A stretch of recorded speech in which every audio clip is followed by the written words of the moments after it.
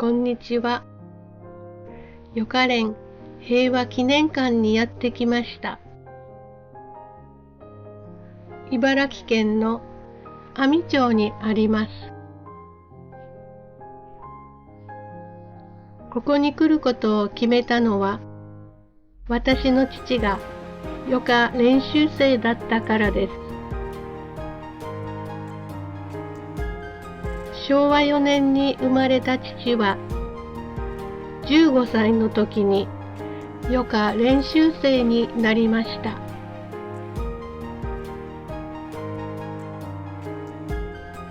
15歳という若い時に厳しい訓練を受けていたなんて、今からは想像もできません。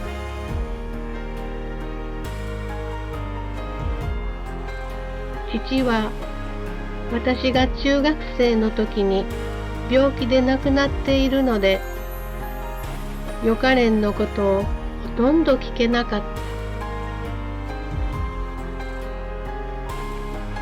た。ただ、私が小学生の頃、父が言っていたことをうっすらと覚えている。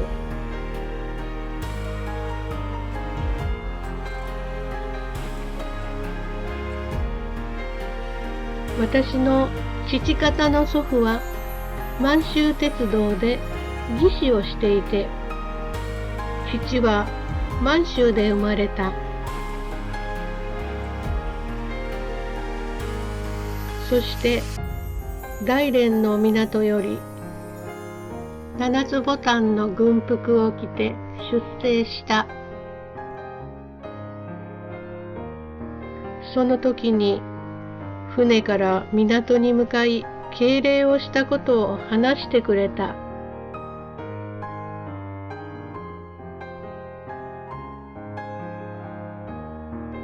15歳の彼は勇ましく感激したことと思う。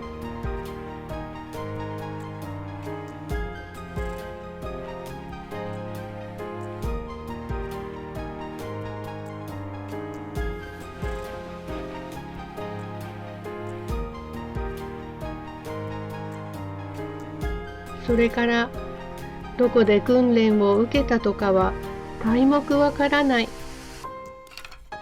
今から思うと母に聞けばよかったと思うけれど、母も昨年他界したからどうやって知ればよいのかわからない。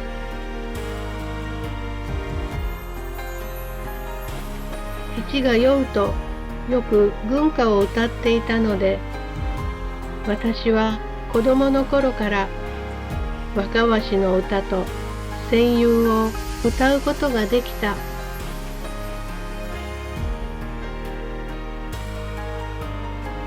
父と一つ違いの兄は同じく余暇練で神風特別攻撃隊の隊員だった。出撃日が8月16日だったので一命を取り留めた。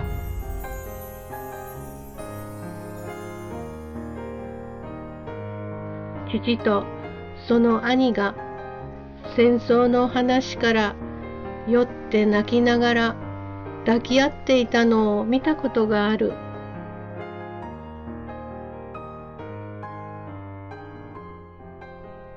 父は飛行機ではなく海の回転か何かの訓練を受けていたと聞いた。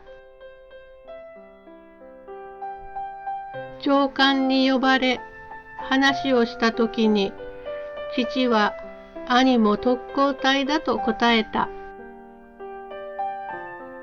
上官が二人も特攻隊になったら家が大変だろうと言ったという。そして特攻隊に選ばれたのは父より数ヶ月若い練習生だったという話を父がした。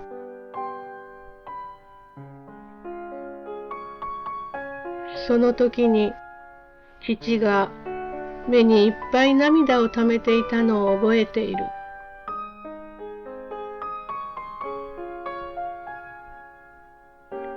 そして自己流のピアノを弾きながら戦友や軍歌を歌っていた。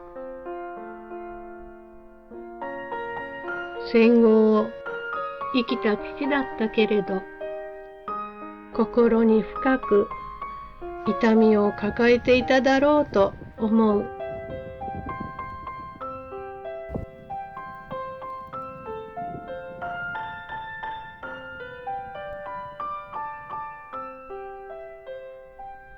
私は20代の頃、知覧の特攻平和会館にも行ったことがある。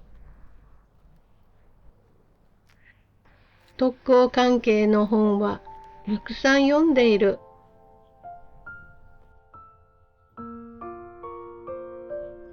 今回、予科連平和記念館に来て少し分かったことがある。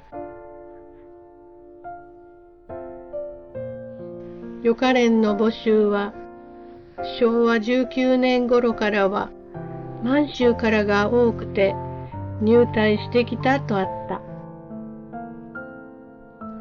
これは父のことだと思った。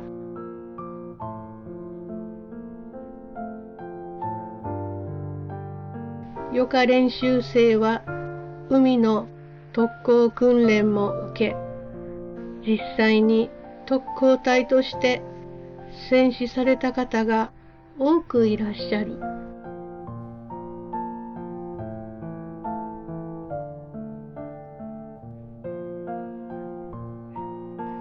こうやって平和記念館、優勝館を訪れて、ほんの少しだけれど当時のことをより深く知ることができてよかった。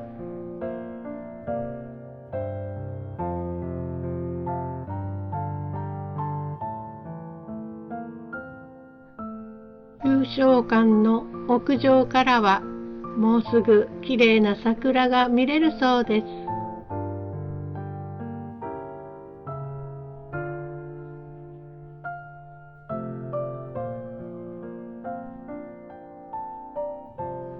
私は父の代わりに訪れているような、そんな気持ちもしています。